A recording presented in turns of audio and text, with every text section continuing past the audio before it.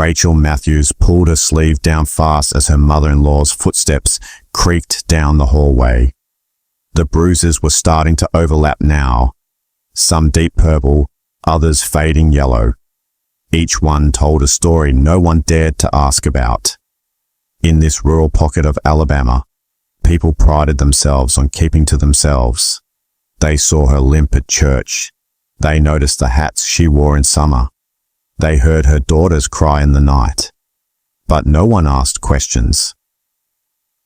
Because a widow with twin girls was already unlucky. Because grief gave bruises an excuse. Rachel lived in silence, swallowing every insult, every blow. After her husband's sudden death, his family quietly took over. Finances, decisions, even Rachel's freedom. She no longer had a key to the mailbox. Her phone stopped working, and no one, not a neighbor, not a friend, said a word. Silence was a shield in this town. But for Rachel, silence was becoming a prison. Eli Crawford wasn't the kind of kid who snooped. At 17, he mostly cared about keeping his bike running and passing trig. But the morning he delivered mail for his injured dad, something stopped him cold. Rachel Matthews, usually hidden behind curtains, was kneeling in the garden, shielding her face as an older woman shouted. Eli froze. Behind the screen door, two little girls watched, unmoving, hands pressed to mouths. Eli felt his stomach turn. This wasn't grief. This was fear. He'd heard the rumors. Rachel's a little off since James died. Her in-laws stepped up to help, but this didn't look like help. It looked like control. Abuse, maybe. Eli didn't know what to do. Adults would say he was imagining things, but something deep in his gut stirred, something hot and righteous. It was the first time he realized that in a town so obsessed with quiet, truth had no microphone. And maybe, just maybe, that's why he needed to be the one to listen. Rachel thought burying her husband would be the hardest part. She was wrong. The real horror began after the last guest left. That night, her mother-in-law locked the front gate from the outside, a click so subtle it felt like a whisper.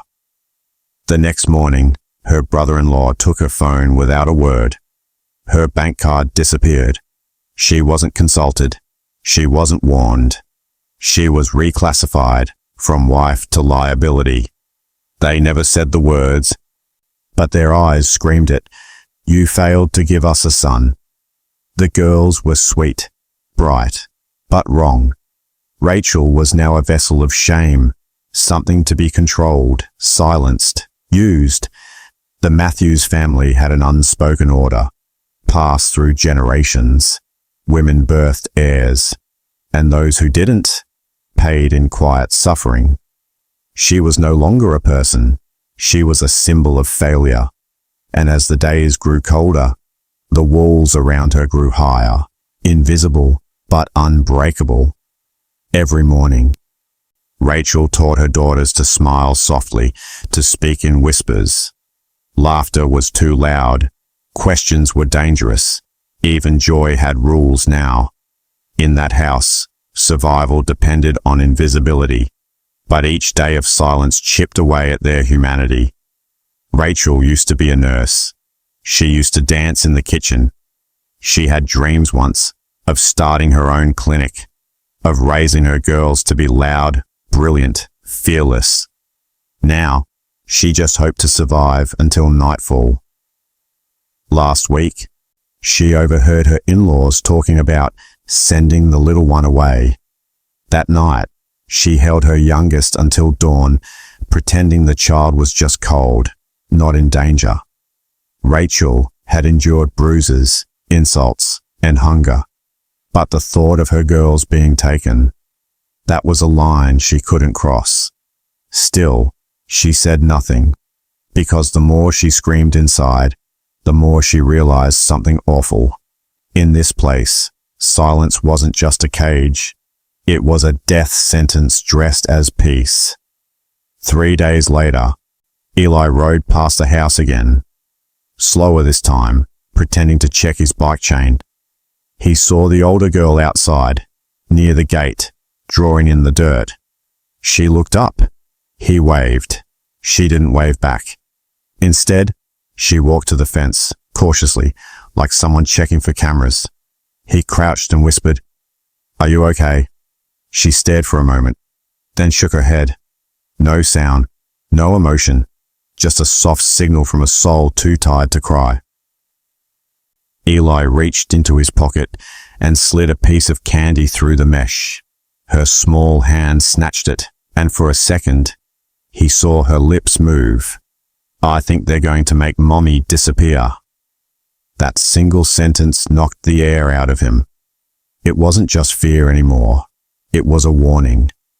And for Eli, it wasn't about being a kid or adult anymore.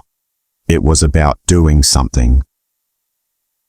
Because when a child speaks in whispers about vanishing mothers, and no one listens, someone has to stop pretending this town is safe. The church was packed, but the air was heavy with something colder than grief. Judgment. James Matthews' funeral brought out the whole town, not because they loved him, but because they wanted to see. See the widow. See the twin girls.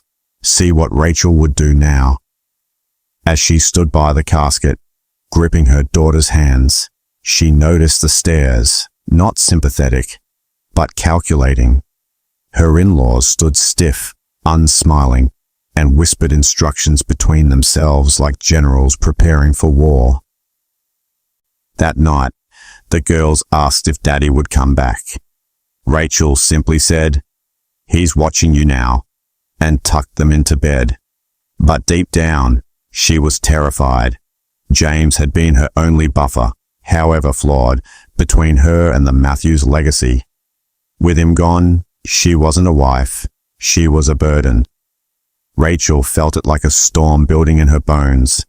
The music had died, and what followed wasn't silence. It was the sound of chains clicking shut. After the burial, Eli stayed back while the others left. His father once told him, "If you want to understand a man, stay after the crowd leaves." So he did. As the wind picked up and pine needles danced across the gravestone, Eli crouched down and ran a hand over the name, James A. Matthews. He didn't know why he whispered it, but the words escaped. "I promised I'd look out for your girls." It was true. Months before the accident, James had pulled Eli aside after fixing a fence together. "If anything happens to me, keep an eye on them. Rachel won't ask for help, but she'll need it." Eli had nodded then, thinking it was just talk. But now, as he looked back toward the house where Rachel lived like a ghost, he realized James had seen it coming. What scared Eli wasn't just the abuse. It was the deliberate silence surrounding it. As if this town wanted women like Rachel to vanish quietly. And somehow, Eli was the only one left who had heard the warning. Now the question was, would he act, or let her disappear like everyone else? Rachel woke to a room colder than it should have been. The window was open. On purpose. A message. Downstairs, her mother-in-law had already rearranged the kitchen. Plates moved, pantry locked. Breakfast was cold oatmeal and silence. "We'll handle things from now," her sister-in-law said, sliding papers across the table. Custody arrangements, financial guardianship. Rachel barely blinked. They expected her to sign. No lawyer, no questions, just obedience. When she hesitated, her brother-in-law leaned in, voice low. "You don't want to make this harder than it needs to be, for the girls." It wasn't just a threat. It was a promise. Rachel didn't cry. She didn't scream. She just nodded. They mistook that for surrender. But that night, she took the broken smartphone from the closet, the one they didn't know she had, and whispered into the mic, "My name is Rachel Matthews. If you're hearing this, something's happened to me." She hid the phone under a loose floorboard. She didn't know who would find it, but for the first time, she left a trace. Sophie was 8, Lily was 6, and children notice more than adults think. They knew bedtime came earlier now, that Mommy didn't smile the same, that Grandma never hugged them, that Uncle Ben's grip was too tight. One afternoon, Sophie drew a picture at school, a house with bars on the windows and a stick figure crying in the corner. The teacher smiled politely. "Nice shadows." She didn't look twice. That night, the girls huddled in bed while the grown-ups argued downstairs. Lily whispered, "Are we bad because we're girls?" Sophie didn't answer. She didn't know, but the question sank into the walls. Rachel overheard. She sat outside their room and silently broke. Because how do you tell your daughters that in this house, in this town, their gender was a crime? And worse, that no one would rescue them unless she fought. But to fight, she'd have to risk everything. Eli parked his bike behind the old oak tree near the Matthews property. It was nearly dark, but he didn't care. He had watched long enough to confirm what no one else dared admit. Rachel was being watched, tracked, controlled. She never left alone. The kids didn't go to school anymore, and every night, lights in certain rooms flicked on and off in exact patterns, like a ritual. He took notes, he recorded, he memorized. And then, something shifted. Rachel came out onto the porch, slowly. She held something, a paper. She stared into the trees, straight at him. He froze. Did she know he was there? And then she mouthed a single word. "Help!" Eli stepped back, heart pounding. That one word broke through everything. The silence, the fear, the guilt. It was real now. She knew he saw. And now he couldn't pretend he didn't. Lily coughed again that morning, a dry, tired sound that echoed through the thin-walled house. Rachel reached to feel her forehead, but her mother-in-law slapped her hand away. "Stop coddling them. They're not boys. They won't carry anything forward." Rachel stiffened. That was the 4th time this week someone in the family mentioned it. Not boys, only girls. It wasn't just disappointment. It was disdain, an unspoken condemnation, as if she'd committed a sin of biology. Rachel remembered the way her husband used to flinch when ultrasounds confirmed the twins were both girls. The silence that followed, the forced smile. And now that he was gone, his family didn't bother pretending. Later that night, while washing dishes, she overheard them planning to send Sophie to live with a distant aunt until a boy comes along. Rachel felt something in her twist. Not fear this time, but anger. White hot, because now it was clear her daughters weren't just unloved. They were unwanted, and the reason Rachel was still breathing was because she might still produce a boy. If she didn't, they might erase all 3 of them. Eli flipped through the local library's archived newspapers, tracing the Matthews family name back decades. He wasn't looking for gossip. He was looking for patterns. He found them. 3 generations. No daughters remained in the family homestead after age 10. Married off, sent away. Relocated. Some were troubled, others quiet. A few just disappeared from the records entirely. But the sons, they stayed. They inherited land, ran businesses, sat on church boards. Rachel wasn't the first. She was just the latest in a long chain of women who'd been silenced, one way or another. Eli leaned back in his chair, mind racing. This wasn't just about domestic abuse. This was systemic erasure. and no one had ever dared challenge it. He took a photo of the family tree scrawled in one article, "All men, no trace of the girls." Back in his room, he pinned it beside Rachel's photo. Now it wasn't just a promise to James, it was a mission. Because what was happening wasn't tragic, it was engineered. And if Eli didn't speak up soon, Sophie and Lily would become just two more names that history forgot. That night, Rachel was forced to cook for 12. Her in-laws had guests, all men, and she was told to serve them quietly, like a good widow. One man smirked at her as she poured sweet tea. "Shame about James," he said, "but maybe next time you'll get it right. A boy, I mean." The room laughed. Rachel didn't. She stood frozen, pitcher in hand, something inside her collapsing and detonating at the same time. Without a word, she set the pitcher down and walked out, straight out the front door.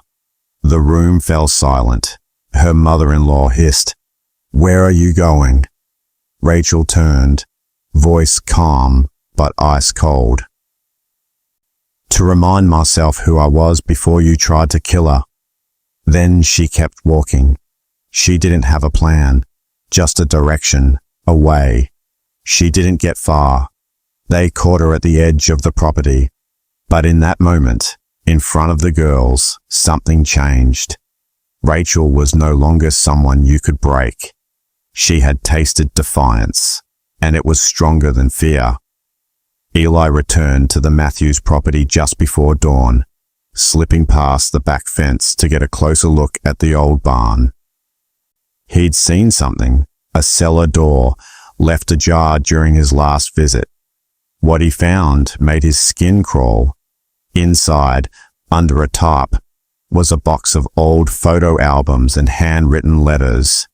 Names of women who'd once lived in that house. Daughters, nieces, wives. None of them ever mentioned in public records.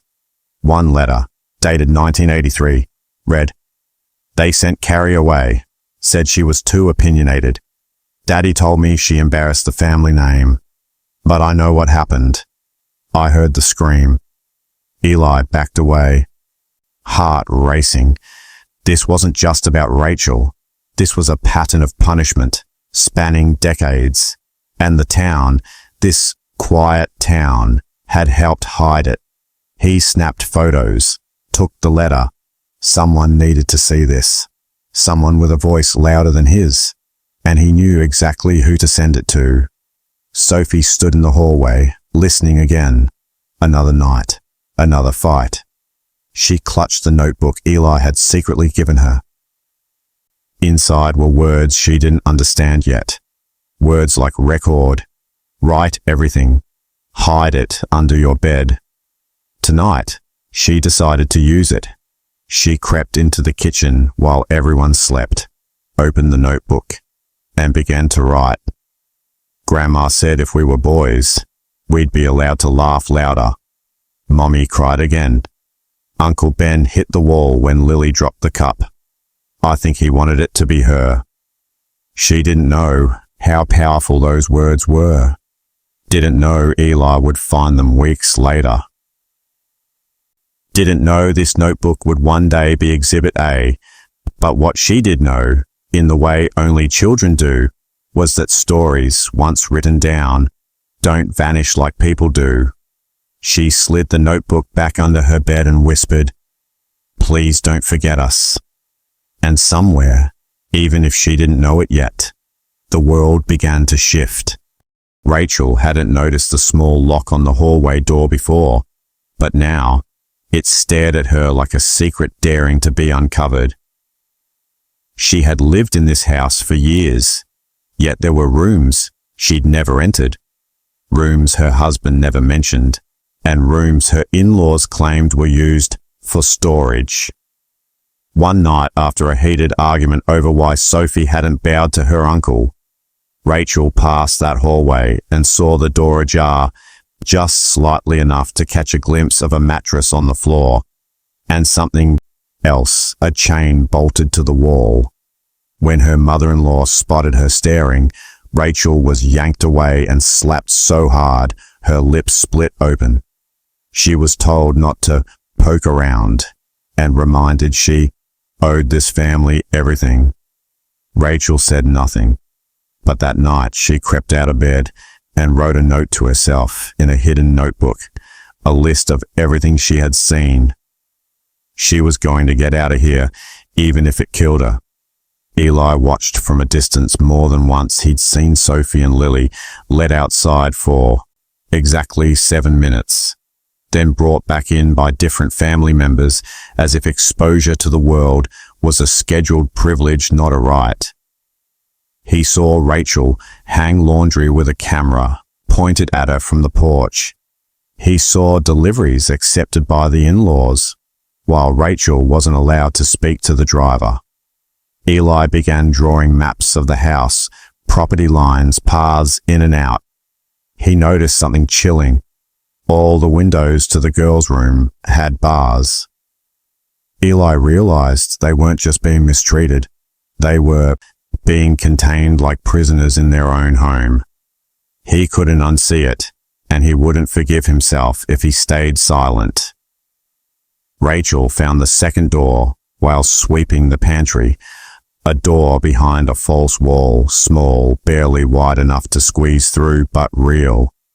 She waited until the house was quiet, crept in and discovered a staircase leading down to a cellar lined with old furniture crates, and in the corner, a makeshift crib covered in dust. Her breath caught. She wasn't the first woman held here. Maybe not even the second.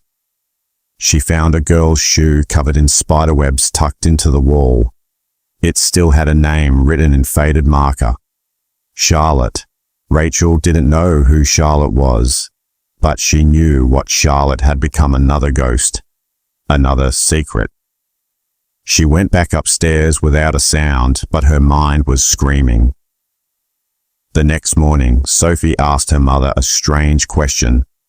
"Mummy, if we don't talk, will we disappear?" Rachel froze, then asked gently, "Where did you hear that?" Sophie pointed to the locked door. "They said it in there to Lily when she cried." Rachel knelt down, eyes burning. "Who said that?" Sophie shrugged. "Grandma maybe, or Uncle Ben. They take her in there sometimes when she's bad." Rachel felt the walls close in. This wasn't just neglect. It was calculated cruelty. They were trying to erase her daughter's voices, their spirit, their future. Rachel realized then that silence was no longer a shield. It was a weapon used against them. That night, Rachel stood by the hallway door, holding a kitchen knife. Her hands shook, but her jaw was set. She heard them planning again, whispering in the living room about sending Lily away for a trial stay with someone out of state. Rachel had enough. She walked into the room, eyes cold, and said, "If anyone touches my children again, I won't scream. I won't run. I'll destroy everything you've built." She didn't yell. She didn't cry. And for the first time, they looked afraid. Not because she had a weapon, but because they saw something in her. They thought they had beaten out a mother with nothing left to lose. It was a Tuesday afternoon when Eli decided enough was enough. He skipped class, rode his bike straight to the Matthews property, and stood outside the gate like he owned the sky. He didn't knock. He didn't wait. Rachel saw him through the window and felt her chest tighten. Not from fear, but from something sharper: hope. When the front door opened and her brother-in-law stepped out ready to bark, Eli stared him down and said calmly, "I'm taking them out of here." The man laughed, thought it was a joke, until Eli held up his phone. "There's a copy of Rachel's testimony on this. If anything happens to her or those kids, it gets uploaded to 5 different places. You touch me, you lose everything." The man stopped laughing. Rachel stepped onto the porch, eyes wide, trembling. Eli looked at her and said, "Let's go." She didn't move right away. She looked back at the window where her daughters pressed their faces against the glass. Rachel walked inside, took both girls by the hand and walked out without a bag, without shoes, without fear. She didn't ask permission. She didn't say goodbye. She just left. They didn't get far before a black SUV blocked the dirt road. Two of the Matthews cousins stepped out, arms crossed, muscles tight. Eli got off the bike and pulled the girls behind him. Rachel stood beside him, heart pounding. One man stepped forward. "You think you can just walk away?" Eli didn't blink. "I'm not asking." He pulled the phone from his pocket again. "See this? It's already backed up. You hurt me." She goes on record. "You hurt her. The police get a copy. You even try to follow us, and someone you don't even know releases the footage." The men stared. One cracked his knuckles but didn't move. Eli didn't flinch. Eventually, they stepped aside. Eli didn't look back. Not once. They spent the night at a gas station 3 towns over, huddled in a corner of the bathroom, while Rachel washed dirt off the girls with wet paper towels. Eli called in a favor from a friend of his late father, someone with a farm who owed the Crawfords a debt. They were offered 1 week of shelter. No more. Rachel didn't sleep. She sat upright, holding both girls, watching the door like it might come alive. She wasn't safe yet, but for the first time in years, she could breathe without someone else's permission. The girls asked Eli that morning, "Why did you come?" He smiled faintly. "Because your dad made me promise, but mostly because no one else did." Sophie said, "Are you scared?" Eli nodded. "Every second. But you're worth it." Rachel watched them from across the room. Her heart ached not from pain, but from gratitude deep and sharp. She had almost forgotten what it felt like for someone to choose her without condition, without excuse. She wouldn't forget again. Back at the Matthews house, chaos erupted. The cousins reported what happened. The in-laws shouted, called contacts, pulled strings. But something had changed this time. They weren't chasing a scared woman. They were chasing a story, one already whispered into the ears of someone with reach. Eli had sent copies of everything to a former journalist now working at a non-profit. And somewhere in a dusty inbox, a file labeled Matthews, History of Abuse, was finally opened. And the silence that had protected the family for decades began to crack. Rachel didn't notice at first how much the girls had changed since they left. They still flinched at loud voices, still waited for permission to speak, still whispered instead of laughed. But one night, while Rachel was boiling water for rice, she heard them talking behind the barn. Lily was saying something about the cellar door, and Sophie replied, "Mommy didn't know about it, but I did. I used to hide there when Grandma got mean." Rachel froze. She hadn't known her daughters were hiding more than bruises. They were hiding memories. Eli started recording things, not just conversations, but drawings. The girls made, whispers they shared when they thought no one was listening.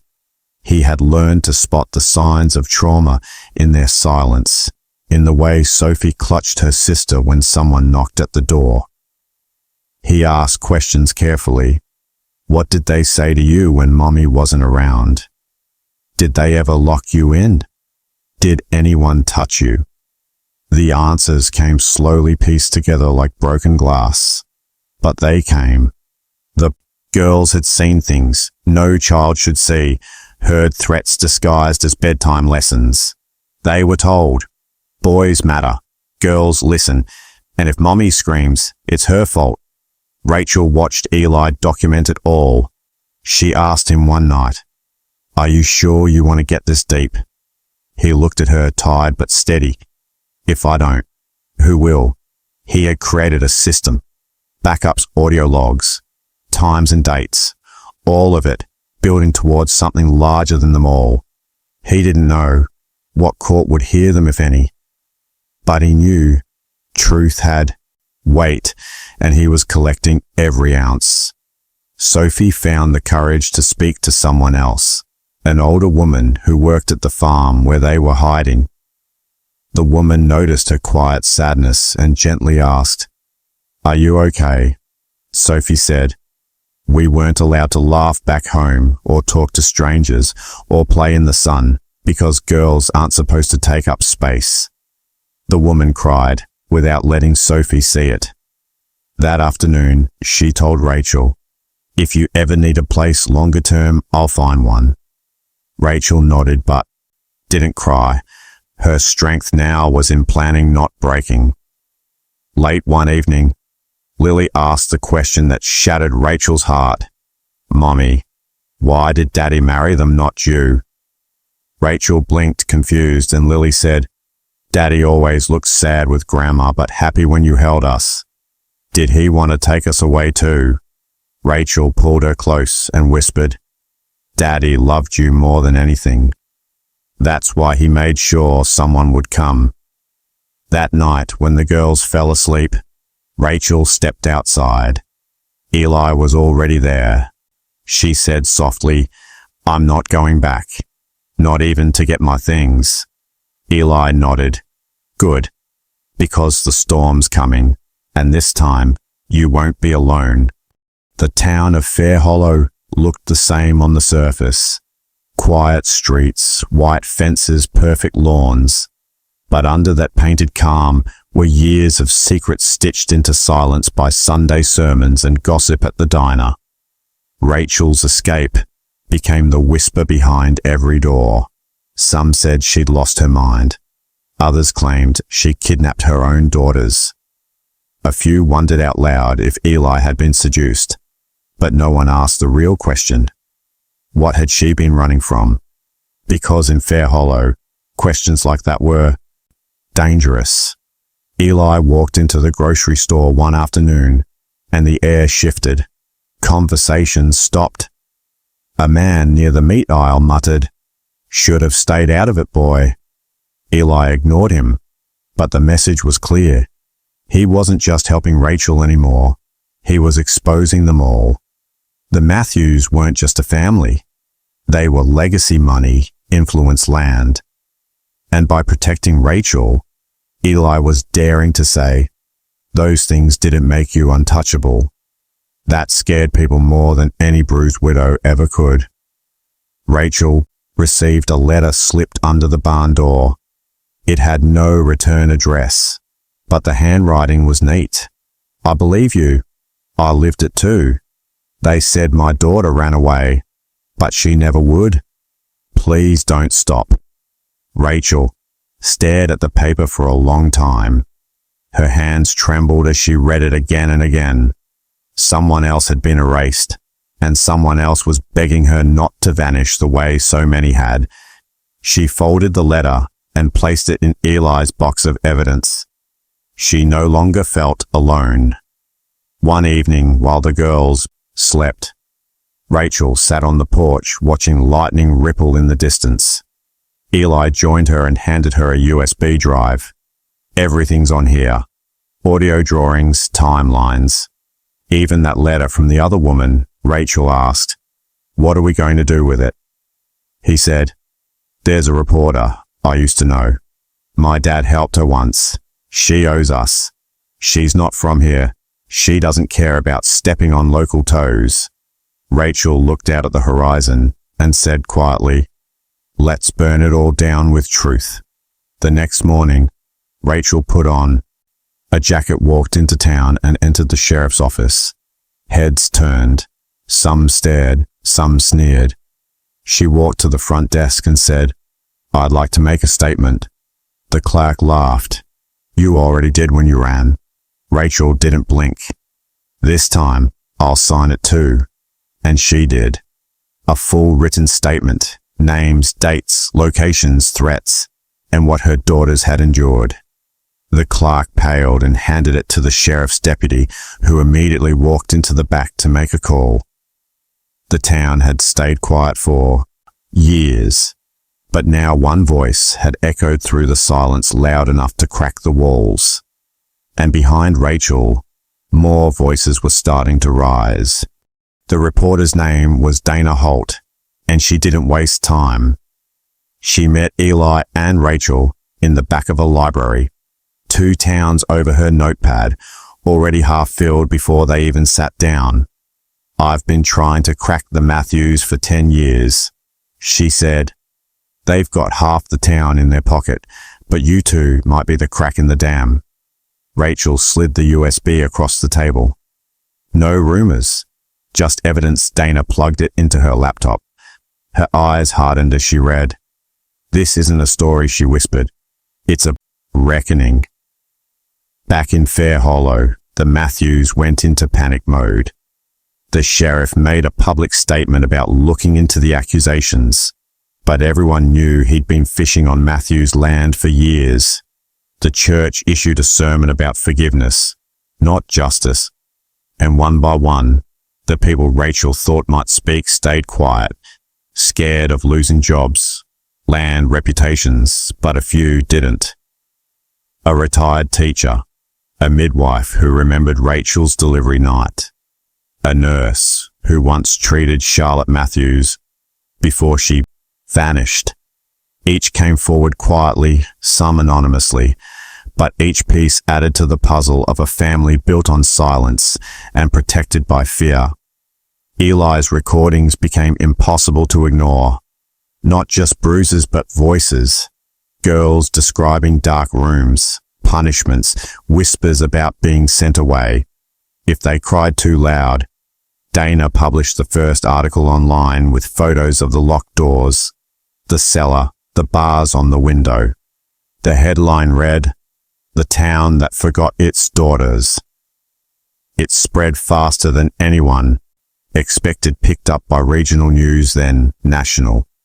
The Matthews tried to sue, tried to threaten, but the internet doesn't flinch, and truth once seen cannot be unseen.